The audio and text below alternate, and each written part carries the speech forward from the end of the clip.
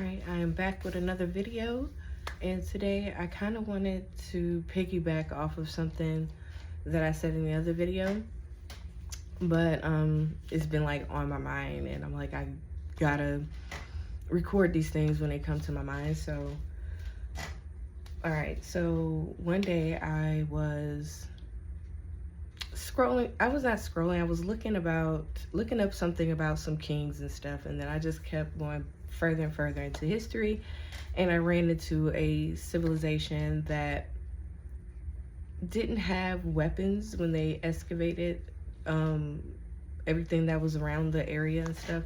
They didn't have many weapons. They had a lot of pottery and art and things like that, so they believed that it was like a matriarchal society. And one of the practices that they did was every so many years they would destroy the city that they lived in, basically returned it to the earth, and then they would move and settle somewhere new. And this was something that was a part of their culture. So it really, I don't know, I just came across that by chance. And so to me, it kind of spoke to me in a way that sometimes things have to be destroyed in order for new things to come in. And one thing I've noticed is, like, when you're in spirituality and you're really doing the work, you start to realize that in ancient times, when they were more spiritually based, they moved according to their intuition. They moved according to their spiritual knowing, their spiritual understanding, more than for profit or because of territory or some type of rule outside of themselves. It was more like they moved in tune with nature, with that inner knowing, with how migration and things work like that. So as time went on and we moved from more of a matriarchal standpoint, and then the times changed. Like, we went from golden age. The golden age is enlightenment. It's like height of knowledge, height of peak, wanting to advance civilization and evolve and things like that. So that's what the golden age to me is like all about living, expanding, and growing and evolving and things like that. So you see more advanced technology and different ways of living because they're more in tune with their spiritual knowledge.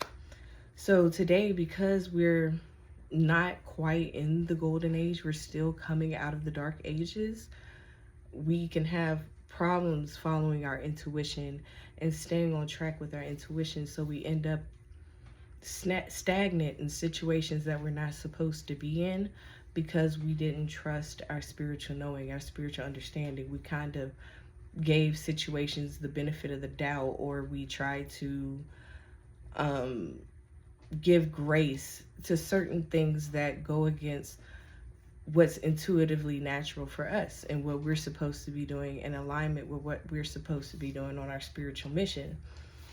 And so once you're in that space in your spiritual practice where you're moving from healing the internal and the things that you've learned and reprogramming yourself, you now no longer can stay within those situations because you're vibrating so high.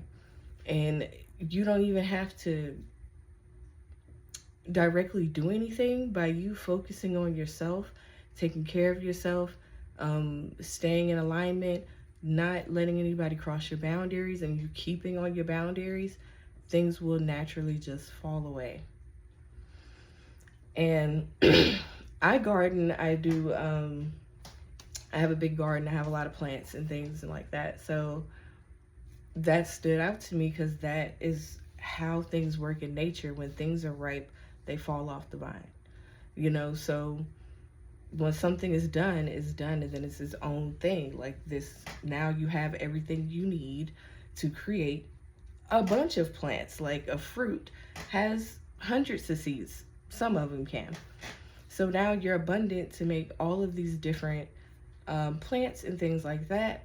So not everything is going to make it, not everything's going to be fertilized, and not all seeds are going to be used. But now you have the ability to plant those seeds and create more of yourself or more of that energy.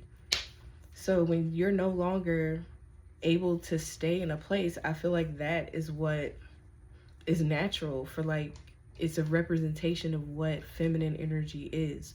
It comes in, it thrives, it evaluates the situation, and then it grows. And once the feminine grows, but the pot or the container can no longer contain the feminine energy, the pot cracks. It cracks and it breaks and everything disintegrates. And then she starts to take root into the ground. It's like a potted tree that's in a pot and it wants to be in the ground. So inevitably there's going to be problems with having that tree in a pot. It's going to grow shorter than a tree would if it was potted in the ground.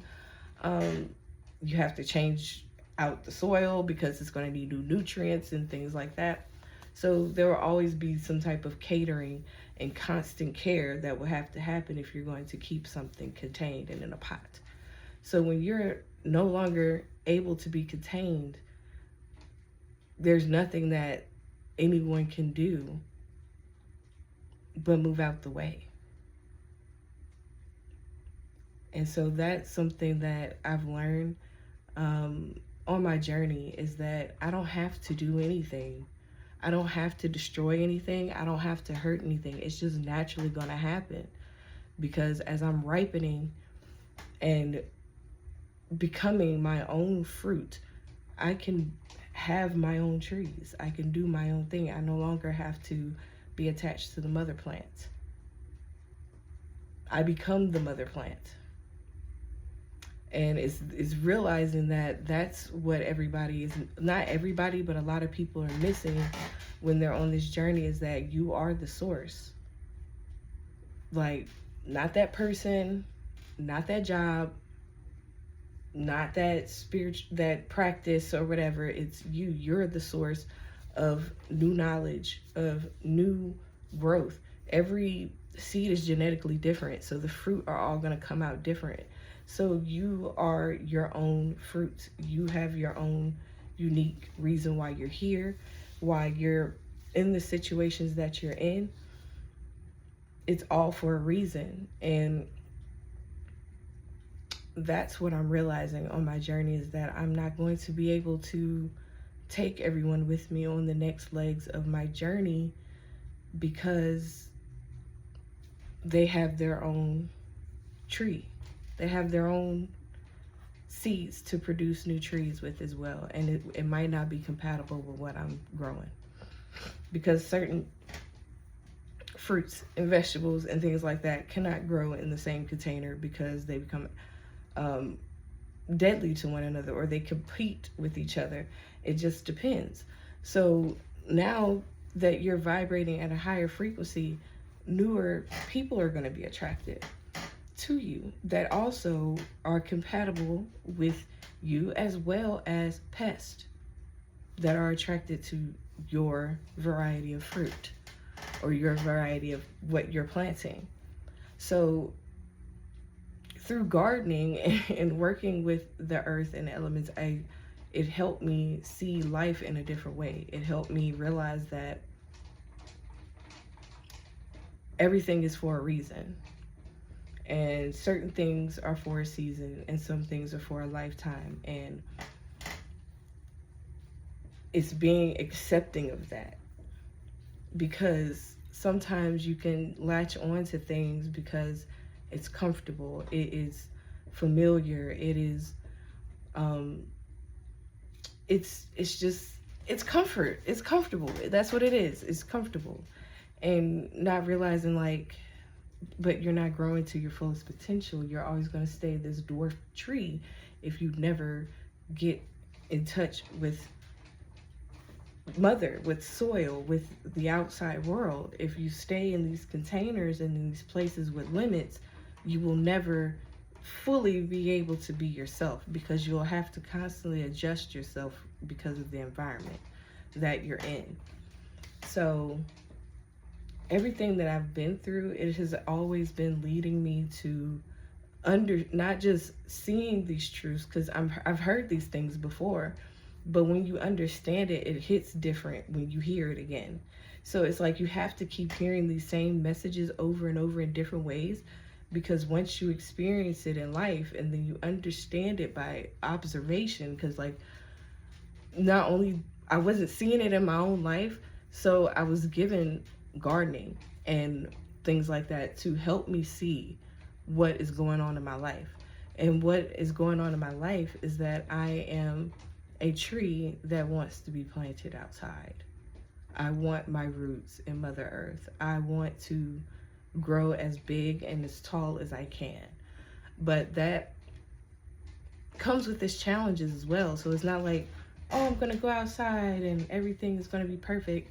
No, that's gonna come with its own challenges and things like that. So the challenge with stepping outside of the container or the greenhouse, so to speak, is the person that was tending that greenhouse. You could depend on them to make sure you got your food, your water, your proper amount of sunlight, nutrients. They also did pest control and things like that. So you feel really taken care of and comfortable in this space, but at the same time you are only there to fulfill that grower's needs, you know, not to get to your fullest potential, not necessarily what you were made for.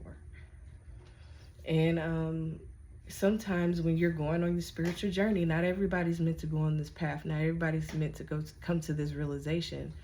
Some people realize that the pot in the greenhouse is not enough, and realize that they're meant for more. Like my mother didn't bear fruit just for me to be put in a container, you know? And so plant analogies, because I love gardening and stuff like that, but it's really helped me spiritually see who I want to become and what are my next moves in life and where I'm going. And I you know, I just wanted to share that because I feel like, yeah, it's a message that might already be out there, but it might not have been told in this way. And that's the beauty of being a human being, is that we're all different, but we're all the same at the same time. So we just have a beautiful way of expressing the same thing differently.